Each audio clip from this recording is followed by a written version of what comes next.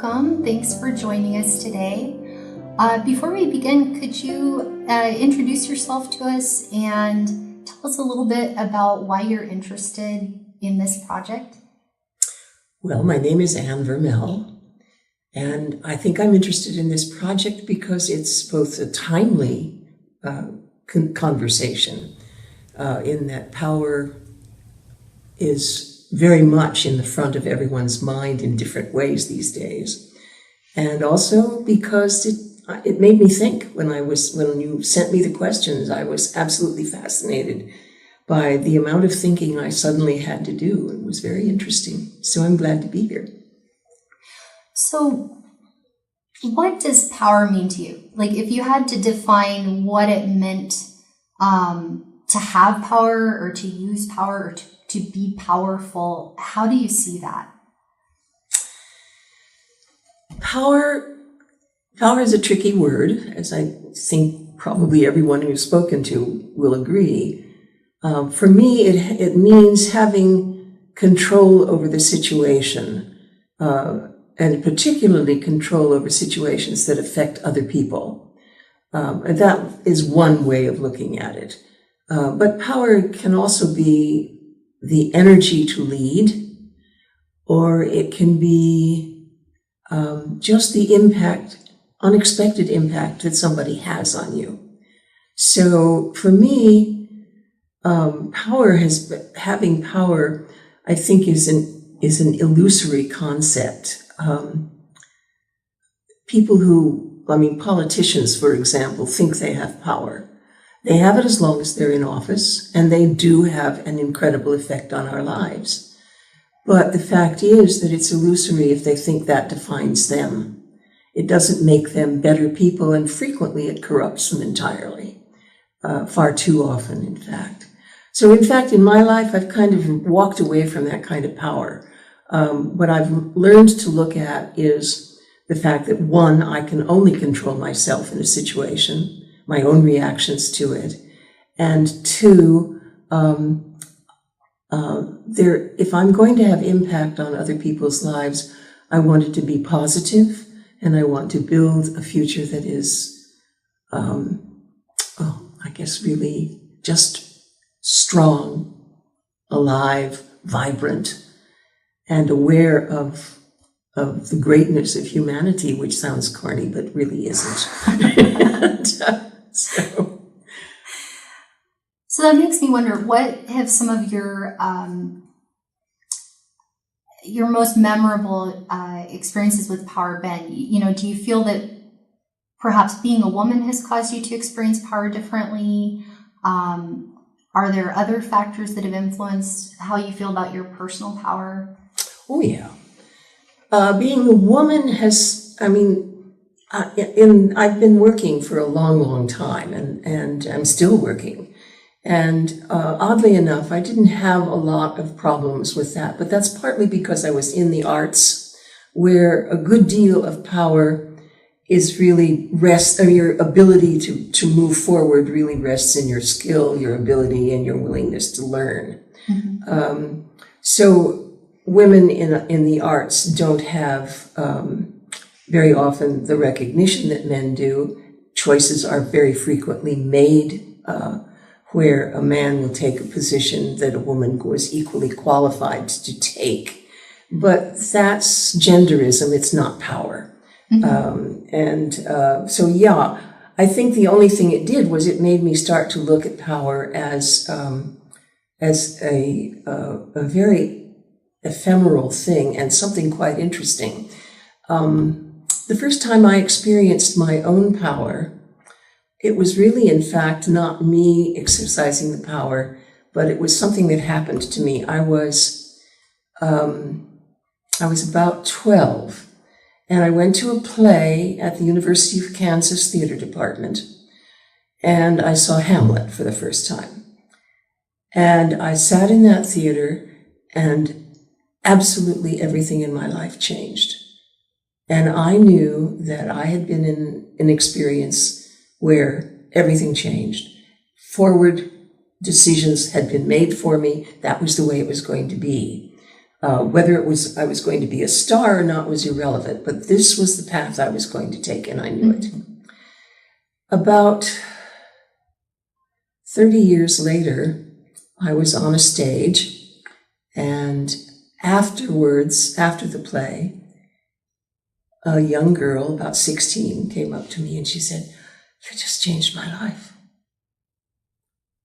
So now when I direct plays, I say to actors, just remember, every time you go on that stage, there's someone out there whose life you're going to change, someone who really needs for you to do your best job tonight. That is what I think of as power. You have to treat it with respect and honor, because you've got it whether you realize it or not. And that means if you're a mother, you have power. It means that you have the ability to shape a whole young life. And in doing that, you're creating society. So your job is incredibly important, and you've got to approach it with the respect and honor and integrity, the best you can summon up, because you're changing a life. So for me, that's what power really is. And I suppose, yes, it means I experience it differently because I'm a woman. So, kind of building off of that, I know that you're still very involved with theater. How do you link your understanding of power and what you just described to the kinds of work, the kinds of projects that you're doing within the community? Well, I've just started a new project, and so I'm very excited about it. And I was forced in the process to figure out why I was doing it and what I was trying to accomplish. And the important thing here is that I look at theater as a voice for the people. It's really important to support theater at all times, because this is where truth can be told. So and this is a time in the history of America and the history of the world where truth has to be respected and shown to people.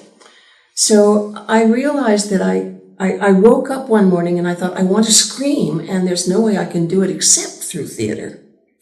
So I formed this group of readers, and what we do is we read prose, poetry, whatever it is.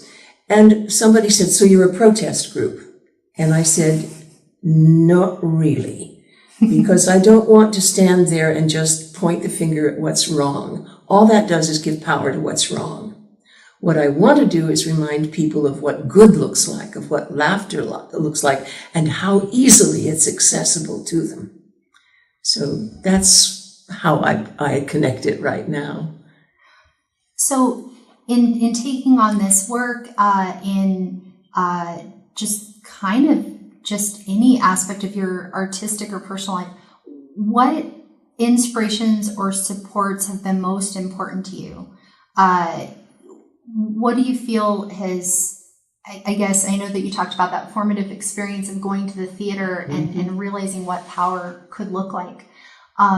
But what has allowed you to, I guess, to continue sort of serving your own personal integrity and others? I know it's a loaded question, but No, I'm just laughing because up in heaven, sitting on a cloud with her feet dangling over, there is a very petite little woman who was my mother, and she is laughing like the dickens. She was the big influence. She was born out of her generation. She should have been born in mine. She needed the freedom that I had, and I think she was quite envious of the freedom I just seized, but I would never have seized it without her. I mean, she entirely framed me to be independent, to take things, and I took a lot of risks, which I think I can attribute to her and to my father. They both said, you can do what you want to do, you've got to do it to the best of your ability. We support you in what you want to do. We think you're cool, sort of. You've got some limitations, but just go out there and make your mistakes. And that was what I did.